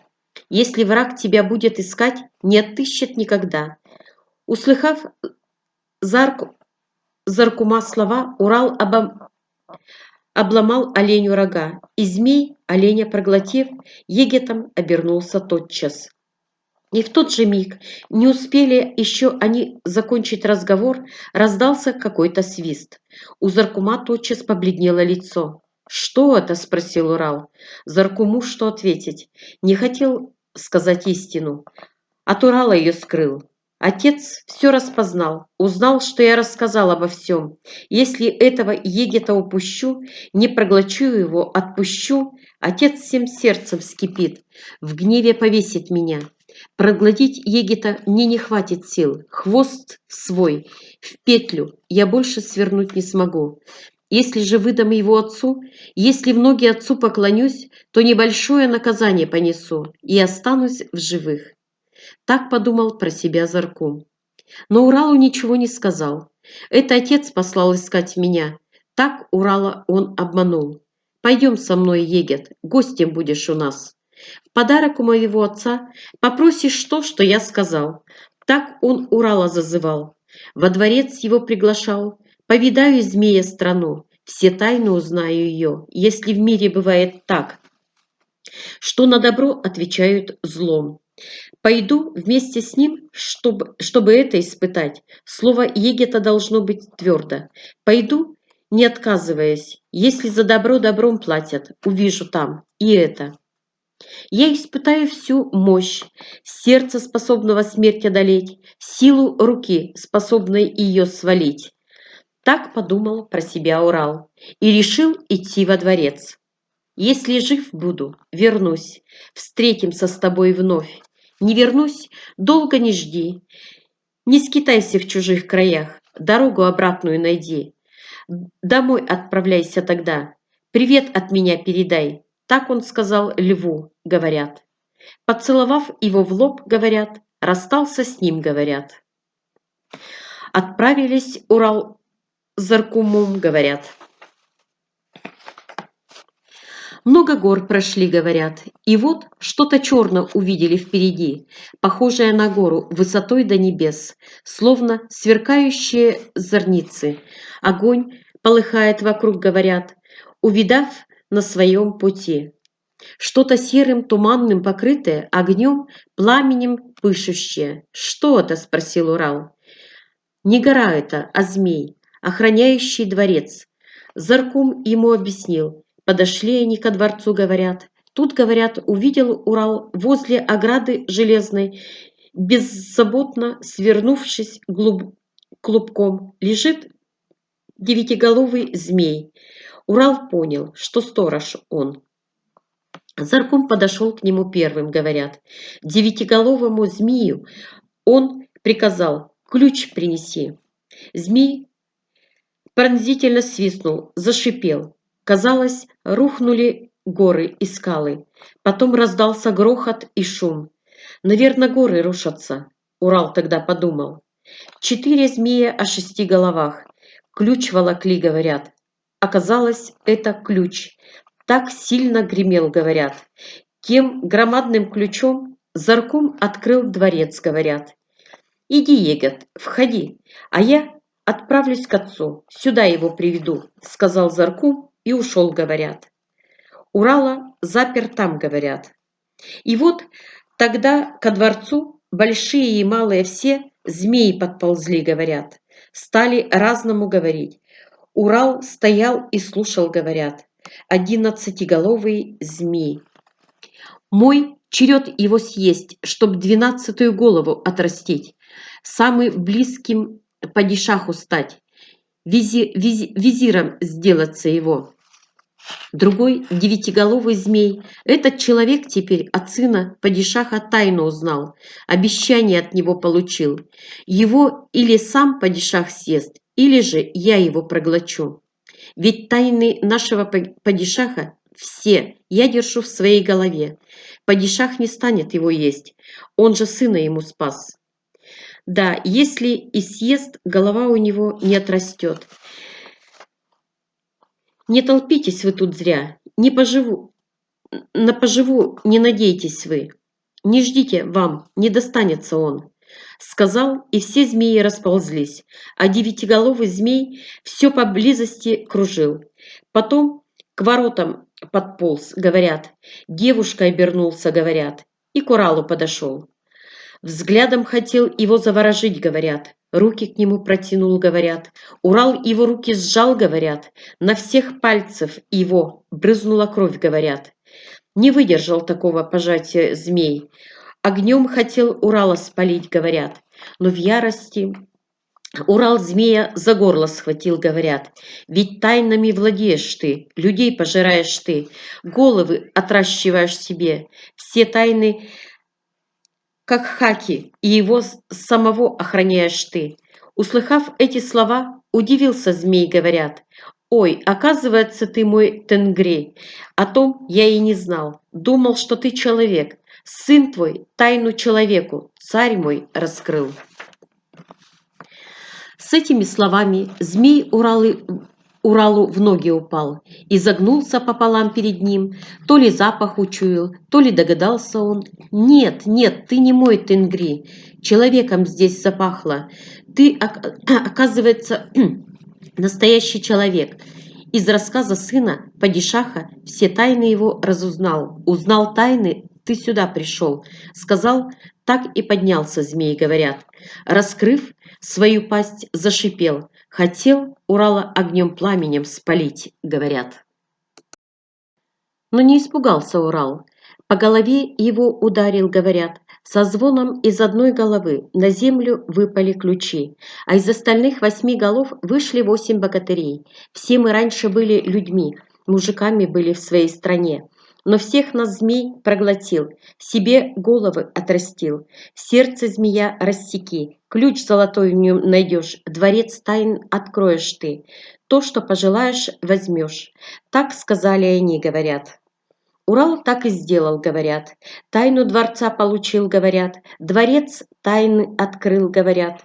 Украшенную жемчугами и окутанную шелками с поблекшим лицом красивую девушку увидел там. Сидела девушка возле дверей. Он открыл ее, говорят, и рядом с троном падишаха увидал посох с набалдашниками в жемчугах, говорят. «Егет этот посох возьми, он укажет путь к твоей цели», — сказали люди ему. В тот же миг дворцовую дверь распахнул белый змей, говорят. «Это кто сюда вошел? Кто взял мой посох, недоступный ни для кого из людей?» Сказав такие слова, кинулся на Урала змей. Чтоб его проглотить, Урал схватил его, говорят, скрутил, швырнул на землю, говорят, сел на него верхом, и сказал он так, говорят: «Я Батыр, ушедший искать смерть, губящую людей. Кто на стороне смерти стоит, того в покое не оставлю на земле. Пока имя мое Урал, коль я из рода людей и появился на свет, я буду людям помогать. Сделаю счастливой свою страну, а тех, кто людям враг, всех уничтожу я. Если ты падишах, то дай приказ, чтоб все змеи сюда собрались. Пусть они головы, проглотившие людей, склонят до самой земли. Всех их на куски изрублю, вновь в людей превращу. Кто на стороне злой смерти стоит, кто помогает врагам человека, всех змеев, злодеев начисто перебью». Услыхав это, сказал Урал. Увидев смелость его, змей подчинился ему, говорят. «Раз посох опустил из своих рук, к тебе перешла сила моя», — сказал, говорят. Урал, говорят, приказал всех змеев собрать. Тем, кто, съев людей, головы себе отрастил. Головы, говорят, отрубил. Вновь превратились они в людей, говорят. Он велел все дворцы открыть, потом из темниц всех девушек и мужчин освободить. «А теперь своего сына найди», — сказал Урал. «Отыщи и приведи», — сказал. Чтобы его привели, послал за ним человека. Народ на свободу вышел, говорят. Девушка-красавица, что была в заперти, говорят, вместе с другими вышла. Люди все вместе собравшись, говорят, отступили, говорят, Урала со всех сторон. Помощь какой не послал сам Тенгри, ты нам оказал, Егет, захватившее всю нашу страну. Огненное войско злодей ты истребил. Как нам теперь поступить, Егет? Чем же тебе отплатить? Почитали бы, как Тенгри, но ты человек. Каким словом возвеличить тебя? Не нужно возвеличивать меня. Батыров страны будет тот из мужей, кто всем сердцем любит людей. Ваша радость и моя, а моя радость и для вас. Соберем народ всей страны, праздник устроим для всех. Одного из вас главой изберем среди этих людей». Был муж по имени Алгыр. Он против змея поднялся, много лет боролся с ним. Его-то и избрали главой, говорят. У Алгыра, старика от умершего, верного друга его, дочь осталась по имени Гулистан. Была она рабыней у Кахи. Урал еще тогда встретил ее во дворце. Девушку эту сосватали ему, решили за Урала замуж отдать. Урал задумался сильно, с женитьбой на девушке. О чем весь народ замышлял. Решил немного повременить, пока не уничтожит Азраку. Он решил свадьбу отложить. Самый страшный из собравшихся, много повидавший в жизни, сказал: «Каждое поколение одного батыра рождает для своей страны, одно поколение сменяется другим. Грядущие поколения придут, хоть слава тебя и переживет, но однажды иссякнет мощь твоих рук. Хоть иссякнет батыр, но не исчезнет народ». От батыра родителя народный батыр, от храброго мужа родится этот батыр. По примеру отца стрелы сделает он, по примеру старших братьев вести бой. Среди народа он будет расти, пока от батыра родится батыр и достигнет возраста отца, равное жизни одного поколения. Время пройдет на земле. Таких батыров будет мало. Если и будет, то единственным ты будешь. Эта девушка рождена от батыра отца. Молоком красавицы матери вскормлена она. Эта девушка тебе подстать. Сыну твоему будет матерью она. К сказанному прислушался Урал. Взял себе в жену Гулистан, говорят. Свадьбу устроил большую, говорят. Вместе с гостями он был, говорят. Шульген же проехал немного и тоже встретил одного старика. О том, что ищет в этих краях, о том, что на своем пути повстречал еще одного старика, обо всем ему рассказал.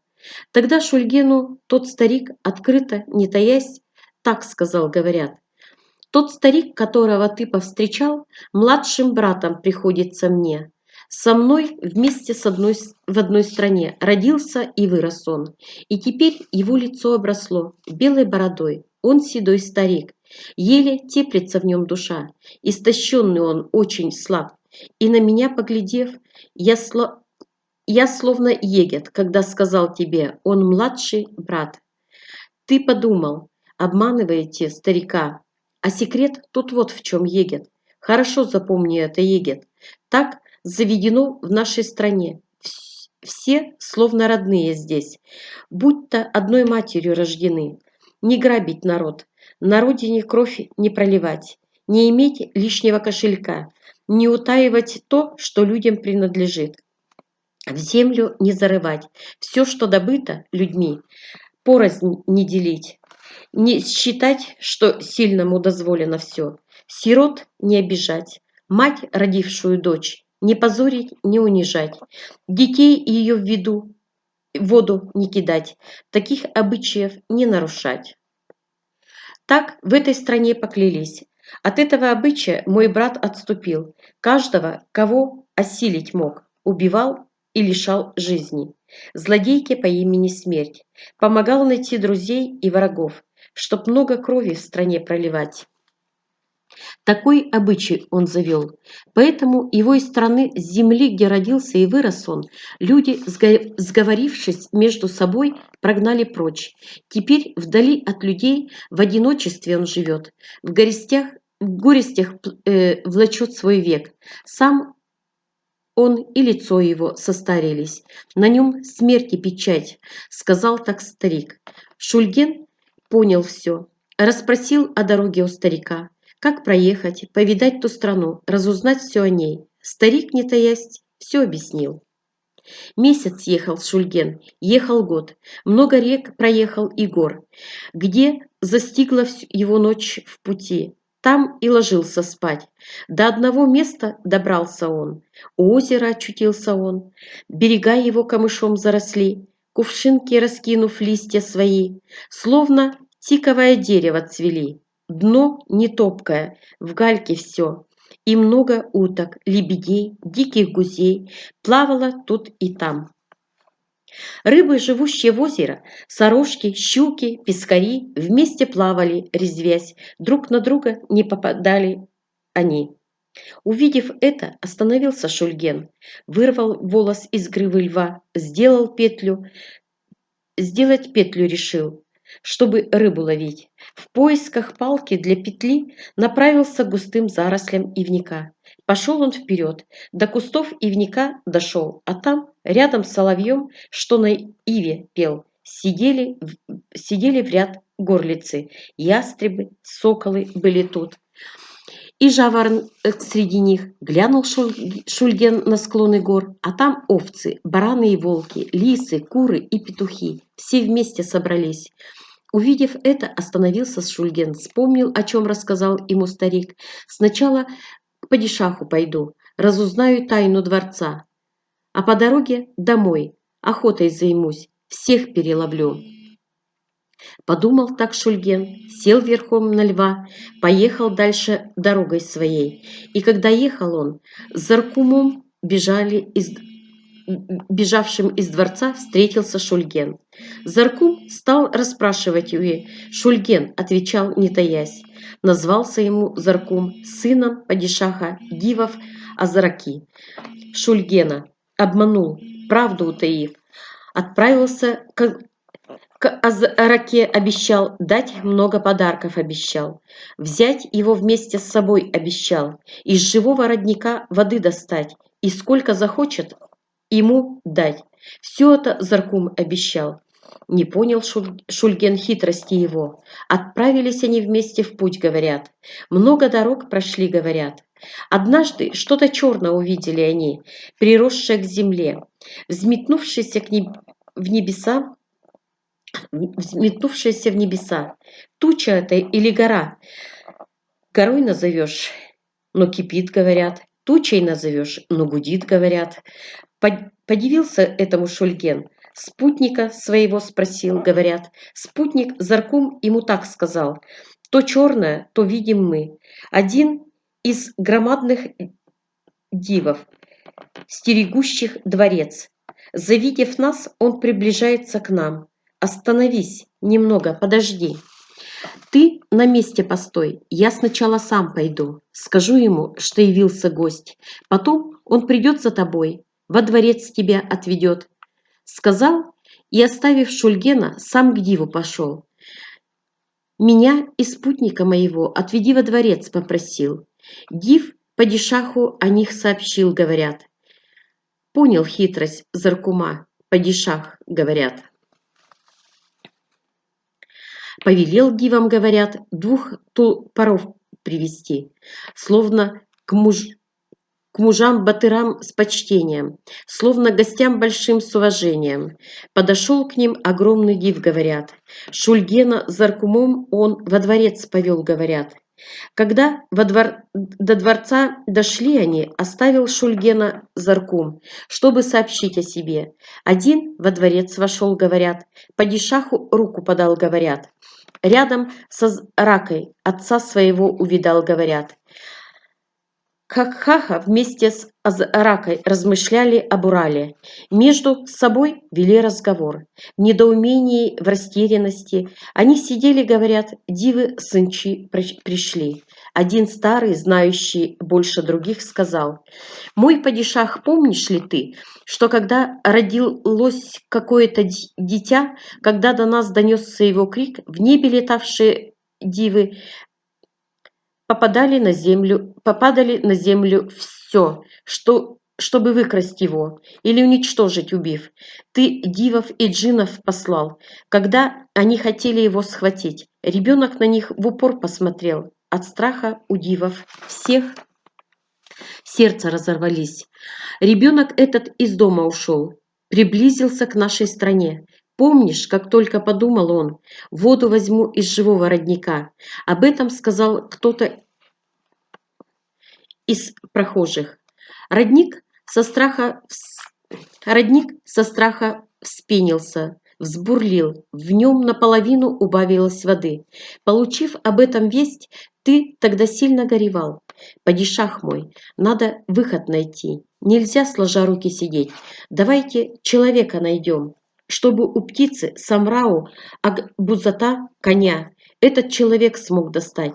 Или придется нам самим его украсть. От этих слов задумался Азрака и довел такую речь, чтоб Акбузатом завладеть, седло на его спину наложить, или сюда это не удастся, со света его сжить. 7 дивов я посылал, место им оказал, где на небе этот белый конь укрыт. Они гонялись за ним, но и лаской не могли подозвать. Конь к ним не подошел. Дивы мои со стыда не вернулись обратно в мою страну, опозоренными на небе остались. Стали называться Етиген, стали вечными светилами они. Хоть бы рыжим конем завладеть, думал я. Есть у Самрау дочь, родившаяся от луны. Я похитил ее. Хоть дочь его у меня и в плену, но конь, подаренный ей отцом, до сих пор не явился к нам. Не сбылось желание мое. Теперь вот что нужно нам. Из рода людей нам нужен муж, способный дочь солнца Хумай приворожить. Девушка, Егита полюбив, Акбузата и булатный меч. Пусть подарок ему преподнесет. Если Батыра найдем, что сможет Акбузата оседлать? Девушка захочет, девушку ему дадим. Богатство захочет, богатство ему дадим. Главой захочет стать, поставим главой над какой-нибудь страной. Если Егот этого уговорим, то Урала одолеем мы. Тогда мы на земле от людей не будем гонения знать. Будем делать то, что хотим. Будем всех держать в своих руках. Услыхав эти слова, Азраки Заркум вышел вперед, перед падишахом голову склонил. «Я старшего брата Урала с собою привел», — сказал, говорят, «поведал о хитрости твоей. Все по порядку, говорят, рассказал». Обрадовались все. А Заркума падишах похвалил, честь ему оказал. Когда Шульген во дворец пошел, Азрака ему место указал, с почтением, уважением, рядом с собой его усадил, Заркума сыном своим назвал, как Хаку младшим братом своим назвал, так Шульгена обманул и познакомил их. Во всем ему угождал, как большого гостя угощал, все богатства свои показал, дворцовых девушек он созвал, самых красивых выбрать разрешил, а девушки все были как на подбор, глаз от них не оторвать. Изумляли тех, кто взглянет на них. Среди множества девушек красавицу из красавиц Айхылу Шульген вдруг увидал, словно среди белых камней жемчужина она, словно среди украшающих небо звезд она сияет сияние луны, словно у красавицы на щеке единственная родинка она, словно цветов на лугу, украшающие травы она. Шульген не мог отвести от нее глаз, не выдержал он. У Заркума о ней спросил. Заркум ее сестрой назвал. «Тебе своим зятем сделаю», — сказал Шульгена. Он обманул. Загорелся всей душой Шульген. Я отцу сейчас об этом скажу». Так утешал его Заркум. Азрака понял все. Громким криком на высокую гору всех дивов он созвал. Подозвал к себе Айхылу.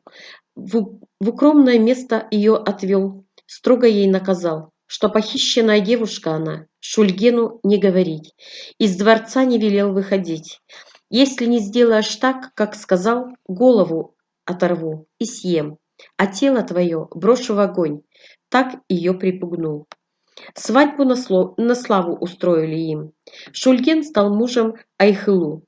Девушка красива была. Полюбила Егета всей душой.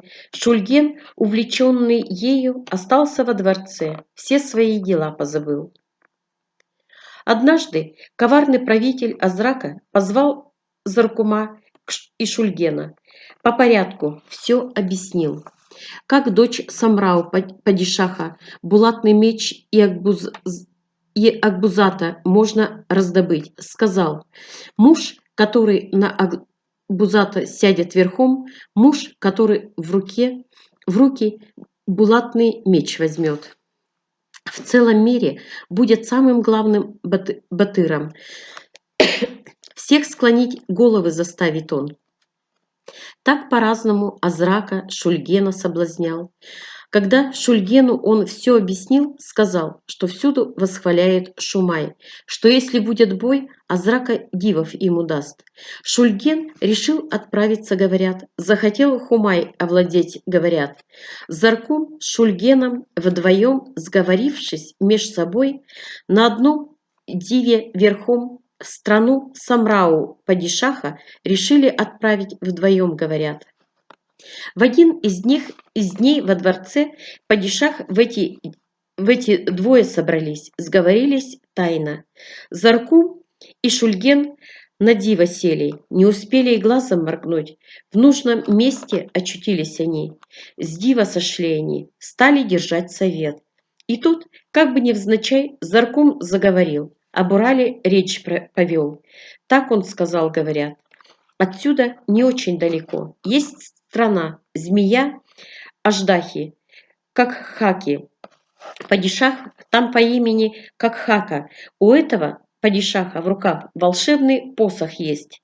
Посох тот против врага обратится огнем, а когда пожелаешь, разольется водой. Ветры, ураганы он может поднять как-то вдруг. Неожиданно для падишаха явился туда один батыр. То ли украл, то ли еще как-нибудь, но посохом этим завладел. Самого падишаха сверг, говорят. Всю страну захватил, говорят. Назвал себя Урал-батыром, говорят. падишахом сделал, говорят. Так Шульгену Заркум рассказал обо всем, говорят. Узнав, что Урал жив-здоров, хотя и обрадовался Шульген, но тут же, завидуя Урала, подумал Шульген: Урал надо мной верх возьмет, будет хвастаться Урал. Странствовал по свету я, прославился в стране, как батыр. Вернувшись в родную страну, скажет он, хорошим покажется всем. Когда Нагбузата сядет верхом, когда булатный меч отберем, перед нами никто не устоит, решил Заркум и Шульген. Хотя Заркум тайну с ним делил, но тоже завидовал ему. Шульгену достанется Хумай. На Акбузата он сядет верхом, завладеет булатным мечом и станет сильнее меня. Так и он испытывал чувство зависти. Буду вместе с Шульгеном пока. Силу испытывая его, Урала я убью, посох себе верну, достигну желания своего, всем я отомщу. Так подумал Заркум. Поэтому посох расхвалил, и так вот Шульгену говорил. Приблизились они ко дворцу, взглянули на дворец, увидали перед дворцом множество белых птиц. Из птичьей стаи одна птица заметила их. В сторону отлетела она. Птичьей стаей она словно бы знак подала. Не успели они и глазом моргнуть, разлетелись птицы все. Одна птица, что была в стороне, стала смотреть на них, говорят. Стала наблюдать за ними, говорят. Шульген и Заркум поближе подошли. Спросили у нее о Хумай. Она ответила, ее дома нет. Еще не успели ее расспросить, как тут же она и все птицы, что были в стае, и та, которая была в стороне, сбросили птичий наряд. В красивых девушек обернулись они. Шульген видел их всех. Он засмотрелся, особенно на одну. Не знал, что и сказать. Сколько по свету не странствовал он, а такой красавицы не видал. Лицо ее сияло, словно луна. Высокая ее грудь вздымалась, подчеркивая ее красоту. И все вокруг, и девушек, и дворец, и землю, всю озаряли красавица та. Будто во все она вдохнула жизнь. И казалось им, будто весь мир склонился перед ней. Видно, это и есть Хумай, подумали они про себя. Девушки не выдавали ничем, что встревожены они, не заметили этого Шульген и Заркум. Девушка, что стояла в стороне, выступила одна вперед, словно матка пчелиного роя, словно хозяйка, ожидавшая гостей. Стала Шульген Заркумой приглашать. Многие страны вы прошли, а девушке Хумай, услыхав, прямо к ней явились вы. Идите же, войдите во дворец, ждите, вернется Хумай, вместе будем гостить. Открыла она дверь, жестом пригласила их. Не открылась перед ними Хумай, и они не стали расспрашивать ее. Заркум и Шульген вошли во дворец, говорят. Словно гости высокие важно, почетное место заняли, говорят. Немного времени прошло, туманом окутало дворец. Шульген с Заркумом лишились чувств. Во дворце раздался гул. Пол, что под ногами, надвое разверзся. Шульген с Заркумом вдвоем будто в глубокую яму упали, говорят. Там им самим казалось, пошарили вокруг себя, друг друга не нашли, узнав, что оказались в глубокой яме. Страх их обуял, говорят. Когда немного в себя пришли, начали метаться туда-сюда. Все ощущали кругом, ничего не могли узнать. Шульген в растерянности сидел, недолго думая Заркум, в змея превратился вновь. Начал искать какую-нибудь щель, чтобы в нее пролезть. Хумай догадалась о том, подозвав девушку одну, велела водой яму затопить, холодной бурлящей водой. Вода поднялась выше головы Шульгена. Девушка его в воде заставила плыть, в ужас подвергла его, а Заркум в водяную крысу превратился, говорят. Долго плавал в воде, говорят. Поступив так с ним, Хумай к Шульгену пошла и сказала ему: «Когда ты в темноту полетел, обуял ли твое сердце страх, как однажды точил нож для меня? Припоминаешь тот миг?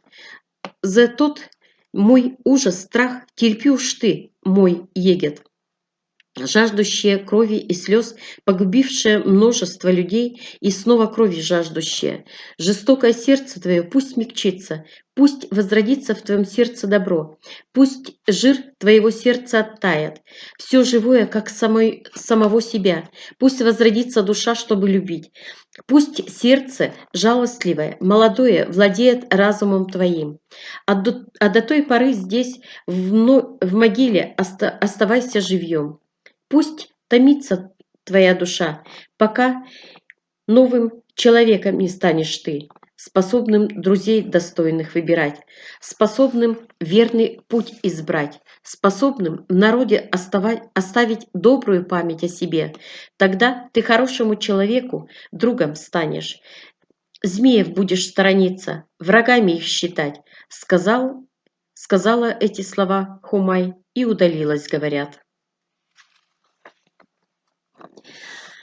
Тут бежала девушка, говорят. Сказала, что кто-то приехал, говорят. Хумай сразу узнала его. Прибывший оказался Урал. Но Уралу не сказала о том. А Урал, увидев ее, не подумал, что это Хумай. Вот Хумай к нему подошла. Урал взглянул на нее, говорят, с ее плеч толстым пучком волосы, монетами украшенные, спину ее закрывая, волной не спадали до колен. Сквозь длинные ресницы ее черные глаза глядели в упор. Подвижные брови в разлет над глазами улыбающимися ее высокая, над глазами улыбающимися ее. Высокая грудь волновалась перед взором его. Тонкий, как у пчелы стан, извивался трепеща. Девушка, словно с, дав... с давним знакомым, чистым голосом, как звон серебра, веселый разговор повела. Урал на девушку смотрел, слова вымолвить не мог, что перед ним Хумай. Он даже подумать не мог. Девушка недолго стояла так. Урала за собой войти, жестом пригласила во дворец. Урал, войдя во дворец, о здоровье ее расспросил, о том, где побывал, что по дороге повидал, обо всем по порядку рассказал. Девушка, обращаясь к Уралу, так начала говорить: «Егет мой, по облику твоему вижу, ты из дальней стороны, что ты в наши края с какой-то целью приехал, догадываюсь я. Скажи свое слово, выслушаю тебя. Если будет в силах моих, помощницей стану тебе». Урал, хоть я и молод еще, 5 стран я узнал, в одной я родился сам. 2 увидел, когда странствовал я, остальные же 2 отправился повидать. Куда не приедешь, кого не увидишь, один себя шахом называет, другой перед ним голову склоняет, сильный слабого пожирает, по всей прихоти кровь проливает. В мире называют одну, сама невидима она. Никто не может сравниться с ней. Руки ее никогда от секиры не устают. На охоте, сидя на льве, она не преследует зверей, чтобы цели своей достичь, спутника не ищет себе. Это и есть злодейка смерть. Хочу с ней счеты свести, смерть эту таскать и убить, землю от нее избавить, дума моя. Когда охотился я от птицы, попавшей в руки мне, я еще в детстве услыхал, чтоб от смерти избавиться, и есть в мире средство одно. Хумай, чтобы в мире бессмертие обрести, чтобы смерти не поддаться, с давних времен живет на свете добро. Если ты хочешь сам никогда не умирать, в черную землю не уйти, есть живой родник. Владеет им див падишах. Он не в моей стране, его не видал никто. Если хочешь из него воду достать, Если желаешь помощи моей, если хочешь цели своей достичь, условие мое таково. Сам выбирай себе путь, сам подумай и узнай. Муж, прошедший змея страну, муж, узнавший, где правила, где право, где лево, сам сумеет дорогу отыскать. Если ты птицу найдешь, которой нет в моей стране, которую никто не видал и не слыхал, ту, что красоту всех на свете птиц соединила в одной себе. Если найдешь ее и сюда привезешь, помощь получишь от меня. Из живого родника воду возьмешь, желание достигнешь своего. Урал. Я иду из дальней стороны, добро и зло в пути повидал, чтобы найти смерть и ее погубить, чтобы людей избавить от нее, всем покой принести. Я, Батыр, с тем и вышел в путь. Выйду, найду я птицу для тебя, помощь твою получу. В ответ на условие твое я тоже свое слово скажу. Золото грузить нет воза у меня, украшения дарить нет любимой у меня, кроме как о добре не помышляю ни о чем, кроме как со смертью не с чем счеты мне сводить. Одари меня подарком, помоги исполнить желания людей, привольной сделать их страну, против смерти пойти, победить, уничтожить ее, когда без страха войной пойду, когда смерть путь мне преградит, чтобы кровавые слезы людей я смог утереть, чтобы смог он мне спутником стать, а я в бою соратником стать. Вот такой дар я прошу у тебя. Каков же этот дар? Скажи, чтоб я знал. Хумай. В огонь попадет, не сгорит, в воде не утонет он, ветру не даст угнаться за собой, не устрашит, не устрашится гор и скал, кроме храброго егета, никого ровным не признает себе, ударит копытом, горы рассыплются в прах. Поскачет, море рассечет, в трудностях и в несгодах станет сподвижником твоим, на небе рожденный и выросшим там, не имевший потомства на земле, дивами о зраке 1000 лет, гонимый, но не пойманный, никогда, от матери доставшимся мне, близкому к сердцу моему, любимому егету моему, предназначен подарок мой, Акбуз, Тулпар мой, отдам его тебе, булатный меч дам я тебе, острие его ржавчина не берет, никакая сила перед ним не устоит, против огня он становится огнем, против воды становится водой. Джиннов, дивов, всех страшит он, словно смерть, разгоняет, словно стадо овец, сказала так девушка. И Урал согласился, говорят, отправиться искать то, что девушка пожелала. Погостил немного во дворце, говорят. Несколько дней пожил там, говорят. Хумай не открылась пока ему. Не сказала, что Шульген заперт у нее. Урал тоже не догадался ни о чем. Проснулся Урал на рассвете, говорят. Отмыл водою лицо, говорят. Поел вдвоем с девушкой, говорят. Урал отправился в путь, говорят, чтоб ту птицу, о которой говорила девушка, найти и привести.